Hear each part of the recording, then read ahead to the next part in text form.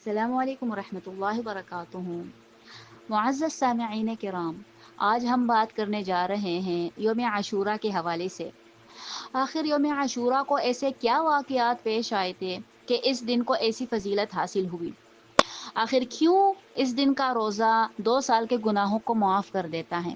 تو اس بات کو جاننے کے لیے ویڈیو آخر تک دیکھیے گا، کیونکہ ایسے واقعات آپ لوگوں کو سننے کو ملیں گے کہ اس سے پہلے آپ لوگوں نے نہیں سنی ہوگی۔ تو آئیے چلتے ہیں۔ ماہ محرم اسلامی سال کا پہلا مہینہ، اس کے محترم اور معزز ہونے کی بنا پہ اسے محرم الحرام کہا جاتا ہے۔ نیز قرآن کریم میں 12 مہینوں میں سے جن 4 مہینوں کو خصوصی حرمت اور تقدس حاصل ہیں، ان میں ایک محرم الحرام ہے۔ اسی طرح رجب، ذی القعدہ اور ذی الحجہ بھی شامل ہیں۔ مسلم شریف کی ایک روایت میں ماہ محرم کو اس کی شرف کی وجہ سے شہر اللہ یعنی اللہ کا مہینہ کہا گیا۔ محرم الحرام کی اسی بزرگی اور برتری کی بنا پہ حدیث میں ارشاد فرمایا گیا، رمضان کے بعد سب سے افضل ترین روزے محرم الحرام کے روزے ہیں، اور فرض نمازوں کے بعد تہجد کی نماز افضل ترین ہے۔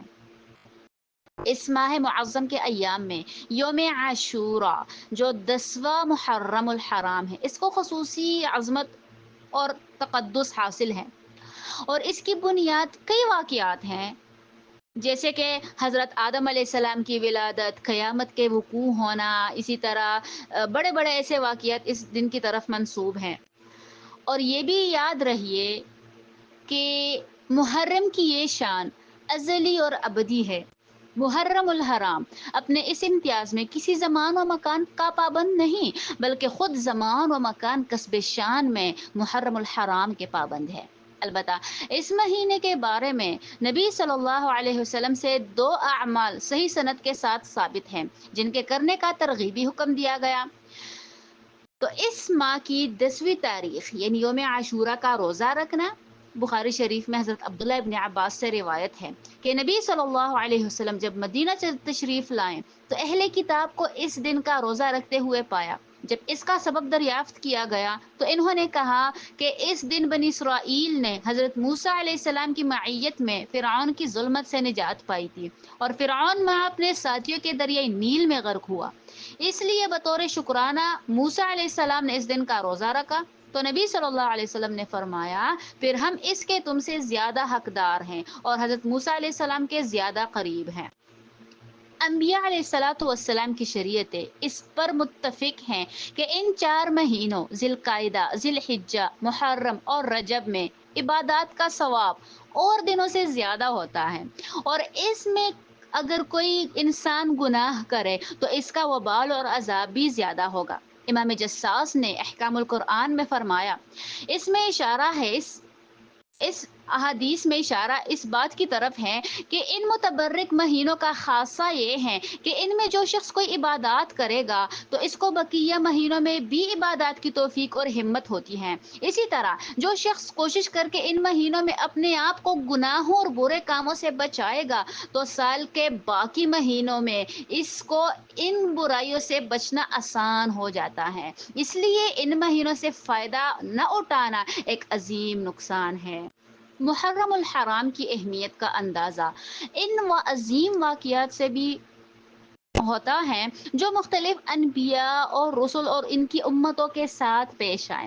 چنانچہ تاریخ اور سیر کی ورقہ گردانی سے معلوم ہوتا ہے کہ ابو الانبیاء ابراہیم علیہ الصلاۃ والسلام اسی مہینے میں تولد ہوئے، اور اسی مہینے میں دعوت توحید کی پاداش میں سیدنا خلیل علیہ الصلاۃ والسلام کو آتش نمرود میں دھکیلا گیا، تو اللہ کے حکم سے نہ صرف ٹھنڈی ہو گئی بلکہ سلامتی والی بن گئی۔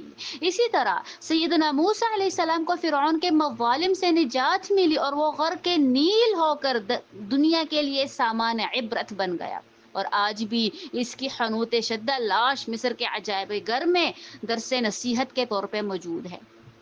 ان کے علاوہ یونس علیہ الصلوۃ والسلام نے مچھلی کے پیٹ، اللہ سبحانہ و تعالیٰ نے یونس علیہ الصلوۃ والسلام کو مچھلی کے پیٹ سے نکالا۔ ادریس علیہ السلام میں ادریس علیہ السلام مکان علیہ میں پہنچے اور ایوب علیہ السلام شفا یاب ہوئے، داؤد علیہ السلام کی توبہ قبول ہوئی، سلیمان علیہ السلام کو عظیم سلطنت عطا ہوئی، اور اسی مہینہ میں اللہ تعالیٰ نے کائنات کی تخلیق کی، اور اسی مہینہ میں قیامت کا زلزلہ برپا ہوگا، اور یہ تمام کائنات انجام کار کے طور پہ تباہ اور برباد ہو جائے گی، اور بعد ازاں روز محشر میں حساب و کتاب ہوگا، جنت اور جہنم کو آراستہ کیا جائے گا، اور جس کا حقدار ہوگا اسے وہاں پہنچا دیا جائے گا۔ تو سامعین کرام، ان واقعات سے اندازہ ہوتا ہے کہ اس مہینے کی کیا اہمیت ہے۔ قبل از اسلام بھی حرمت والے مہینوں کا بڑا احترام کیا جاتا تھا۔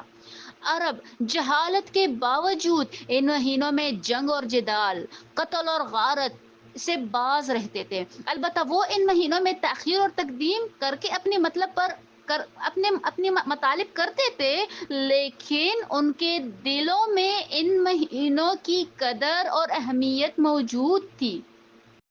تو سامعین کرام، محرم الحرام کس قدر عظمت اور برکت والا مہینہ ہے، اور اس مہینے میں روزوں کی کتنی بڑی فضیلت ہے، بالخصوص عاشورہ کے روزے کی۔